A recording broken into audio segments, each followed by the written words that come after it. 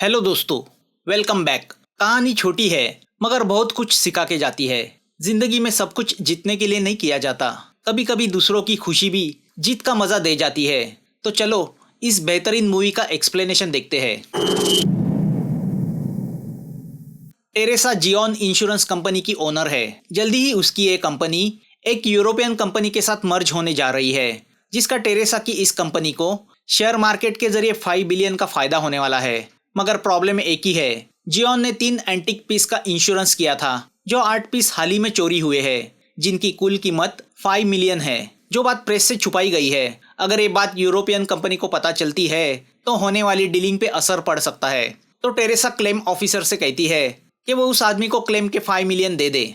Police की Teresa की इस कंपनी पे नजर है। उन्होंने टेरेसा के ऑफिस को बग किया है क्योंकि उन्हें लगता है कि इंश्योरेंस कंपनी का ही कोई आदमी एंटीक पीस ओनर के साथ मिलकर चोरी का काम कर रहा है और कंपनी से इंश्योरेंस के पैसे वसूल रहा है। तो इस सर्वेलेंस टीम को लीड कर रहा है detective Shawn. Police chief Benny Shawn पे गुस्सा होता है कि शॉन ने उसे इस सर्वेलेंस की खबर तक लगने नहीं दी और उसे इस ऑपरेशन से दूर रखा।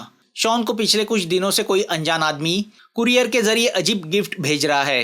पहले एक विसल, फिर एक चाबी जिसकी किचन पे 76 नंबर लिखा है, और अब एक प्लास्टिक कंटेनर का ढक्कन। शॉन समझ नहीं पा रहा ये पहली क्या है। अब हमारे सामने टोनी आता है। टोनी एक हैप्पी गो लकी इंसान है। वो दुनिया में सिर्फ खुशी फैलाना चाहता है क्योंकि इंसान के असली आनंद का राज उसे पता चला है। मानो वो एक समाज सुधारक है। एक दिन जब वह होटल में बैठा होता है तो देखता है पुलिस के नेगोशिएटर जिमी को उसके मनी लेंडर अपमानित कर रहे हैं। जिमी ने उनसे कर्जा लिया था मगर उसने वह सब पैसे जुए में गंवाए। हर बार मिलने वाली हार से जिमी के मन में सुसाइड के ख्याल आ रहे हैं और इसी चीज को टोनी भांप लेता है। अब दूसरे दिन टोनी एक स्काई स्क्रैपर की टेरेस पे जाके बिल्डिंग की एज पे जाके खड़ा हो जाता है। पुलिस को खबर मिलती है कि कोई सुसाइड करने की कोशिश कर रहा है, तो वह अपने नेगोशिएटर जिमी को वहां भेजते हैं। जिमी टोनी से बात करने की कोशिश करता है। टोनी एज पे जाके बैठ जाता है और जिमी को अपने पास बैठने बुलाता है। जिमी उसे प्यार से पूछता है कि क्या प्रॉब्लम है। टोनी जिमी से कहता है कि पहले हम एक गेम खेलेंगे, उसके बाद मैं तुम्हें बताऊंगा। टोनी कॉइन उछाल के जिमी से पूछता है, हेड या टेल। जिमी हेड बोलता है मगर टेल निकलता है। अब टोनी फिर से कॉइन उछाल के जिमी से पूछता है, हेड या टेल। जिमी जवाब नहीं देना चाहता।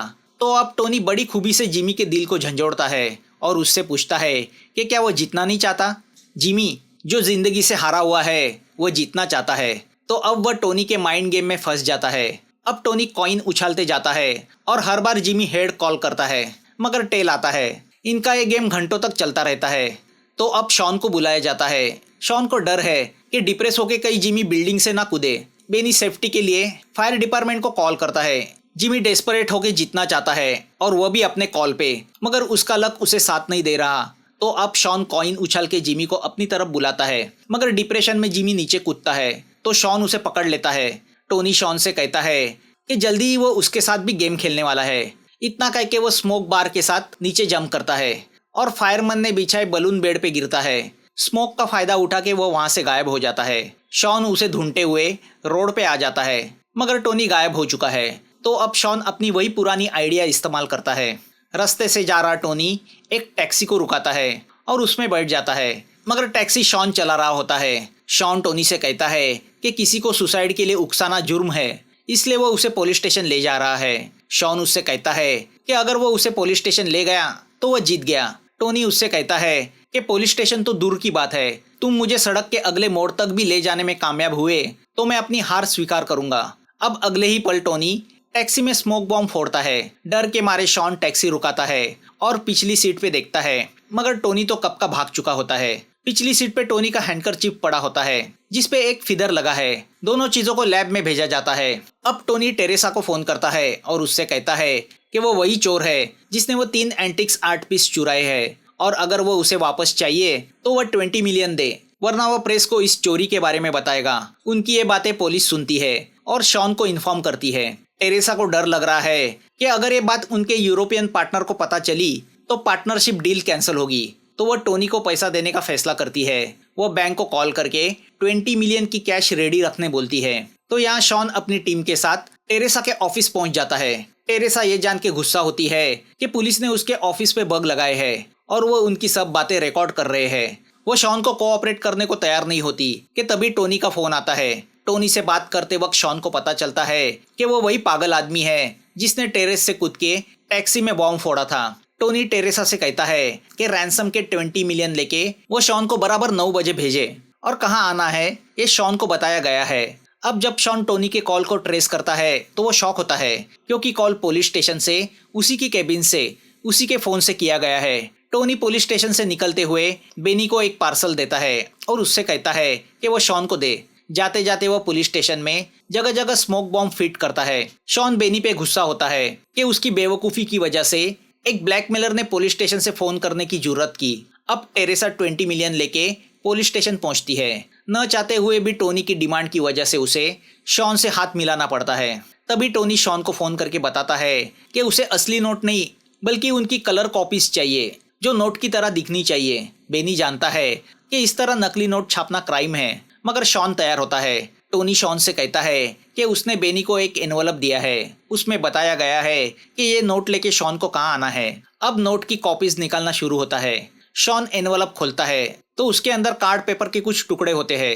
टेरेसा उन टुकड़ों को जोड़ती है तो वह एक बॉक्स शेप बन जाता है। दूसरे दिन सुबह टोनी शॉन को कॉल करके बताता है कि वो पैसे लेके उसने बताई हुई जगह पे पहुंच जाए। शॉन बॉक्स को देख के समझ नहीं पा रहा है कि आखिर टोनी उसे कहाँ बुलाना चाहता है। तभी उसे याद आता है कि 2 दिन पहले टोनी ने कुरियर से उसे एक प्लास्टिक का ढक्कन भेजा था। अब शॉन जब उस ढक्कन को उस बॉक्स पे रखता है तो उसे पता चलता है कि वह तो डस्टबिन का शेप है जो उसके केबिन में रखे डस्टबिन की तरह दिखता है। जोश में आके बेनी उस डस्टबिन को खोलता है तो उसमें रखा स्मोक बॉम्ब ब्लास्ट होता है। अब एक के बाद एक पुलिस स्टेशन में टोनी ने जगह जगह रखे स्मोक बॉम्ब के ब्लास्ट होने लगते हैं। पूरा पुलिस स्टेशन धुएं से भर जाता है। शॉन समझ जाता है कि ये चाल चल के टोनी असली नोट चुराना चाहता है। हालात देख के टेरेसा का सेक्रेटरी असली नोटों के बैग को पकड़ लेता है। तभी निचले फ्लोर के विंडो की ग्लास फूटने का आवाज आता है। सब नीचे भागते हैं। तो अब टोनी धुएं से बाहर आके टेरेसा के सेक्रेटरी से असली और नकली दोनों नोट हासिल करता है और पुलिस स्टेशन की टेरेस पे जाके नकली नोट नीचे उछालता है। पुलिस स्टेशन में आके एक चोर ने की हुई ये हरकत पूरे शहर में फैल जाती है। पुलिस की काफी बदनामी होती है। टोनी शॉन से कहता है कि मैं सिर्फ यही साबित करना चाहता था तुमसे भी कोई जीनियस इस दुनिया में है। असिस्टेंट कमिश्नर मोना आके शॉन से कहती है कि उसे छुट्टी पे भेजा जा रहा है। हाँ, मगर अनऑफिशियली वह इस केस पे काम कर सकता है। दूसरी ओर मनी लेंडर के आदमी सरेआम जिमी की पैसों को लेके पिटाई करते हैं। तभी जिमी टोनी को देखता है और उसका पीछा करते हुए एक रेस्टोरेंट में पहुंच जाता है। वह टोनी से कहता है कि उस दिन टेरेस पे तुमने मेरे साथ ट्रिक करके मुझे बेवकूफ बनाया। टोनी उससे कहता है कि मैंने कोई चालाकी नहीं की, लक तुम्हारे साथ नहीं था। अब वह फिर से कॉइन उछाल के हेड एंड टेल का गेम जिमी के साथ खेलने लगता है। जिमी हर बार हेड कहते जाता है और हारते जाता है। यहाँ टोनी ने टैक्सी में छोड़े उस हैंडकरचीफ के लैब रिपोर्ट आते हैं। उससे पता चलता है कि हैंडकरचीफ पे जो फिदर मिला था वो फिदर अमेरिकन ईगल का है जो हांगकांग में नहीं मिलता। हांगकांग के बर्ड शौकीनों से पता चलता है कि वैसा एक ईगल हाल ही में हांगकांग के आसमान में देखा गया है। तो अब उन शौकीनों को हांगकांग की बिल्डिंग पे उस ईगल को लोकेट करने के लिए तैनात किया जाता है, क्योंकि शॉन का आइडिया ये होता है कि अगर उस ईगल का पीछा किया जाए तो वह उन्हें टोनी तक पहुंचा सकता है।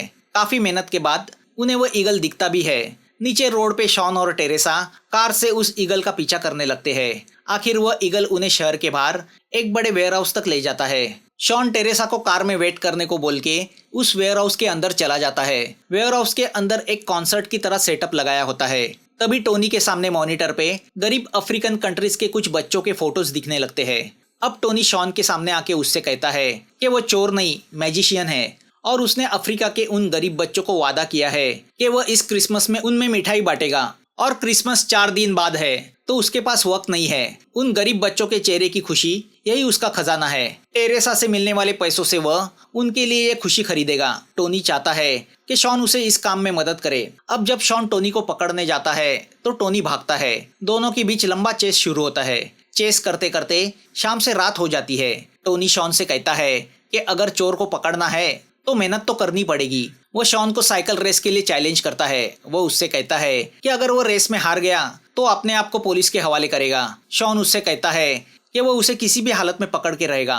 तो अब दोनों के बीच रेस शुरू होता है, मगर अब शॉन ईगो पे आता है। चोर को पकड़ने के बदले वह टोनी से जीतना चाहता है। रेसिंग के दरमियान दोनों के साइकिल के पुर्जे निकलने लगते हैं, मगर दोनों हार नहीं मानते। टोनी के लिए ये एक गेम है तो शॉन के लिए सेल्फ रिस्पेक्ट का सवाल है। दोनों साइकिल से गिर के घायल होते हैं। टोनी साइकिल लेके शॉन की आंखों के सामने से चला जाता है। अब टोनी टेरेसा के पास पहुंच जाता है, जो शॉन की कार में शाम से उसका इंतजार कर रही है। टोनी उसने चुराए 20 मिलियन टेरेसा को वापस करता है और उससे कहता है कि अब उसे 100 मिलियन चाहिए।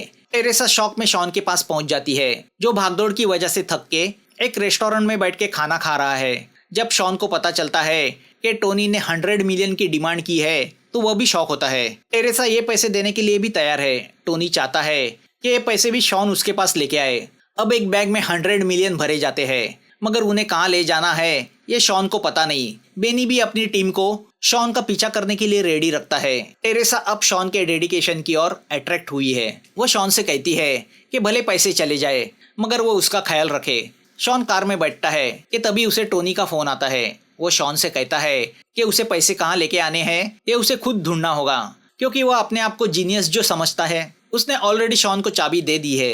तभी शॉन को याद आता है कि टोनी ने कुछ दिन पहले कुरियर से उसे एक चाबी भेजी थी। वह चाबी देख के बेनी शॉक होता है, क्योंकि वह चाबी बेनी के पुलिस स्टेशन के लॉकर की होती है।